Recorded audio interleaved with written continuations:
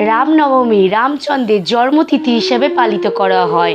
রামনবমীর দিন কি করণীয় জেনে নেওয়া যাক। তবে এই বছরে রামনবমী পড়েছে 6ই এপ্রিল রবিবার। রামনবমীর শুভ মুহূর্ত হলো 6ই এপ্রিল 2025 সকাল 11টা 3 থেকে বেলা 1টা 41 পর্যন্ত।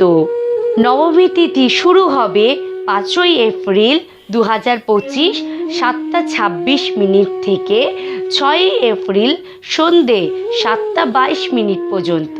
ভগবান রামচন্দ্রকে অবশ্যই হলুদ ফুল নিবেদন করবেন। মিষ্টি ফুল অর্পণ করার সাথে অবশ্যই তুলসী পাতা অর্পণ করবেন।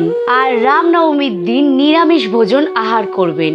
চন্দন তিলক ভগবান শ্রীরামকে অবশ্যই নিবেদন করবেন এবং চন্দন তিলক সপরিবারে গ্রহণ করবেন এবং জয় শ্রীরাম বলতে থাকবেন।